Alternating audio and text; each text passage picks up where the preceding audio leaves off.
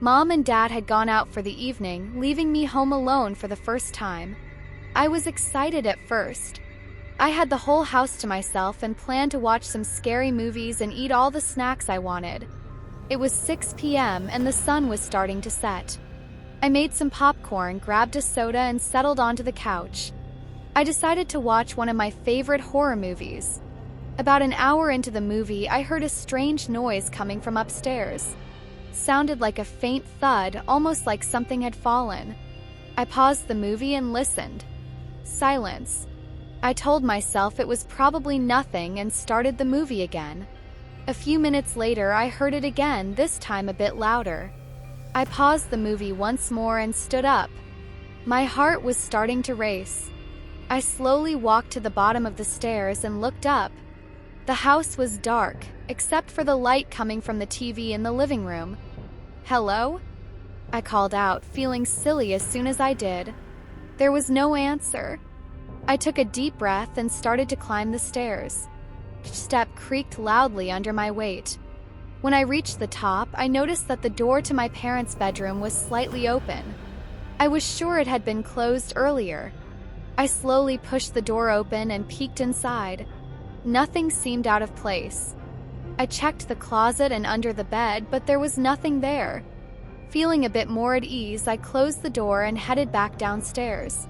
Just as I reached the living room, the lights twinkled and went out. I froze, my heart pounding in my chest.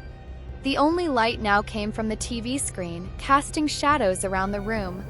I fumbled for my phone and turned on the flashlight. As I moved the light around, I heard another noise, this time coming from the kitchen.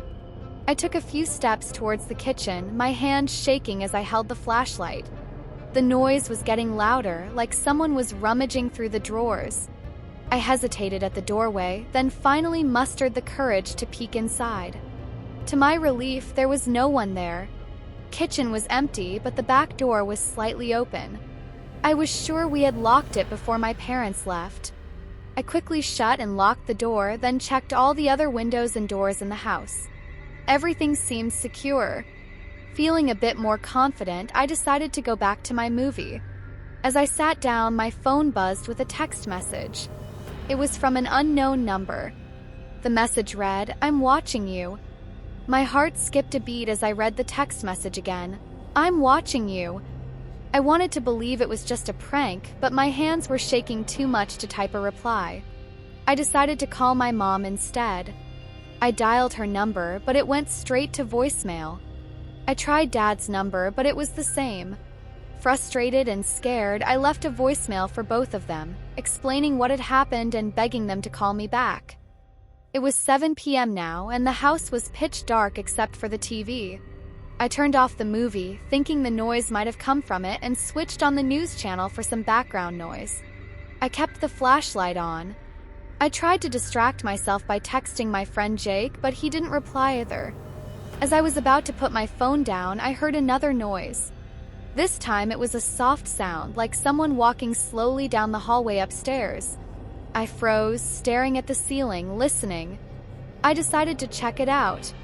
I grabbed a baseball bat from the closet and made my way upstairs. Creaking stopped as soon as I reached the top. I slowly moved the flashlight around. The hallway was empty, but I had a feeling I wasn't alone. I took a step towards my bedroom, then stopped. There was a shadow on the wall, a human-shaped shadow that didn't belong to me. I turned around, shining the flashlight down the hallway. No one was there. Terrified, I backed into my room and shut the door. I locked it and pushed my desk chair against the doorknob, hoping it would hold if someone tried to get in. I crawled into bed, clutching the baseball bat and my phone. I tried calling my parents again, but still no answer. I decided to text them, hoping they would see it and call me back. I told them everything: the noises, the open door, the text message, and the shadow. It was now 9 p.m., and I hadn't heard anything else for a while. I was starting to think maybe I was just imagining things. Maybe the power outage and the text were just coincidences. Just as I was starting to relax, my phone buzzed with another text from the unknown number. This time it said, "Check the basement." I felt a chill all over my body. The basement was the one place I had always been afraid of. It was dark, cold, and filled with old furniture and boxes. I didn't want to go down there, but I had to know if someone was really in the house. I took a deep breath, unlocked my door, and crept down the stairs. The house was silent. I reached the basement door and hesitated, my hand on the doorknob. Summoning all my courage, I opened the door and I took a step down, then another. The basement was colder than usual, and I could see my breath in the air. As I reached the bottom of the stairs, I heard a noise coming from the corner of the room. I slowly moved the flashlight towards the noise, my heart pounding. There, among the boxes and old furniture, was a figure. It was crouched down, facing away from me. I took a step closer, and the figure slowly turned around. It was a person, but their face was hidden in the shadows. Before I could react, the figure lunged at me, and everything went black. I woke up in my own bed, the morning light streaming through the curtains. My head was throbbing, and my memories of the night before were hazy. I glanced at the clock. It was 7 a.m. How did I get back here? Had it all been a nightmare? I sat up, trying to piece together what had happened. I remembered the noises, the text messages, and the shadow in the basement. But everything after that was a blur. My phone was on the nightstand, and I picked it up to check for messages. There was nothing new from my parents or Jake. Just those creepy texts from the unknown number. As I was trying to make sense of everything, I heard the front door open. My parents must be back. I rushed downstairs, eager to tell them about my terrifying night. But when I reached the bottom, it wasn't my parents who had come in. It was a police officer. "Are you all right?" he asked, looking concerned. "We received a call from your parents. They were worried when they couldn't reach you." I nodded, still confused. "I'm okay, I think. But last night it was really scary. I heard noises, got weird texts, and saw someone in the basement." The officer frowned. "Let's check the house just to be sure." He led me through the house, starting with the living room and kitchen. Everything seemed normal. We went upstairs, and he checked my parents' room and the bathroom. Still nothing. Finally, we went down to the basement. The officer moved his flashlight around, checking every corner. "There's no one here now," he said. "But we'll do a thorough search just to be safe." I felt a bit relieved, but still uneasy. "What about the texts?" I asked. They were really creepy. The officer took my phone and looked at the messages. "We'll trace this number and see if we can find out who it belongs to. In the meantime, stay with a neighbor or a friend until your parents get back." I thanked him and called Jake, who lived just a few houses down. He came over right away, and we went back to his place.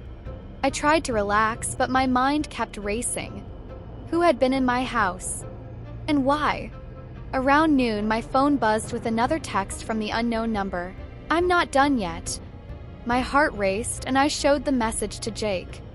"This is serious," he said. "We need to tell the police." We went back to my house, where the officer was still searching. He took one look at the message and called for backup. "We'll stay here until we get to the bottom of this," he assured me. The rest of the day was a blur of police officers coming and going, searching the house and trying to trace the phone number. I stayed with Jake, feeling both scared and relieved to have him by my side. As evening approached, the officer in charge came to talk to me. "We haven't found anyone in the house, and the number is untraceable for now. But we won't leave you alone. We'll have a patrol car outside all night." I nodded, feeling a mix of relief and fear. Police might be watching the house, but I couldn't shake the feeling that whoever had sent those texts was still out there, watching and waiting. Jake and I decided to stay at my place, with the police keeping guard outside. We set up camp in the living room, keeping the lights on and the TV playing. It was now 9 p.m., and I couldn't help but feel like the worst was yet to come. By 9 p.m., Jake and I were both on edge. The police patrol car outside offered some comfort, but the house felt different, ominous, as if something dark lingered in the shadows. We tried to distract ourselves with video games, but neither of us could focus. Around 10 p.m., the power went out again. The house was plunged into darkness, and my heart started to race. Jake turned on his phone flashlight, and we sat there, unsure of what to do next. I decided to call the officer outside. "I'm going to check the fuse box," the officer said after I explained what happened. "Stay inside and lock the doors." We did as he said, locking the doors and sitting close together. A few minutes later, we heard footsteps outside, followed by a loud crash. We both jumped, clutching each other in fear. "Stay here," I whispered to Jake. "I'm going to see what's happening." "No way," he replied, his voice trembling. "We're sticking together." We made our way to the kitchen, where the back door was slightly open again. I was sure we had locked it earlier. My flashlight beam revealed the basement door was now wide open. The officer must have gone down there to check the fuse box. We hesitated at the top of the stairs, then slowly descended into the dark, cold basement. As we reached the bottom, we heard a faint voice. "Help!" It was the officer. He was lying on the floor, barely conscious. He's still here," he whispered before passing out. Panic surged through me, but I knew we had to help. Jake and I rushed to the officer's side, trying to rouse him. That's when we heard it, a slow, deliberate sound from the far corner of the basement. We turned our flashlights in unison. A figure emerged from the shadows, face obscured by a hood. My blood ran cold as the figure stepped closer. "I've been waiting for this moment," he said, voice low and menacing. Without thinking, I grabbed the officer's radio and called for backup.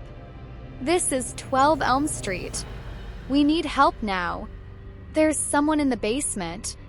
The figure lunged at us, but Jake swung the baseball bat, hitting him squarely in the chest. The intruder staggered back, but quickly recovered, reaching into his pocket for something.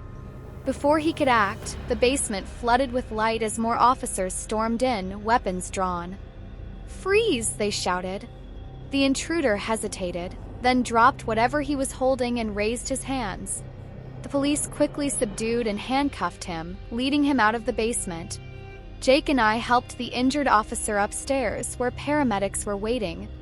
My parents arrived shortly after, having rushed home as soon as they heard the news. They hugged me tightly, tears streaming down their faces.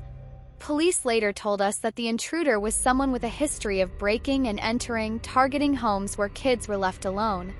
He had hacked into my phone, sending those terrifying texts to scare me. As I sat with my parents, safe at last, I realized how important it is to be cautious and prepared. We often think we're safe in our own homes, but danger can strike when we least expect it. The moral of my story is that safety should never be taken for granted.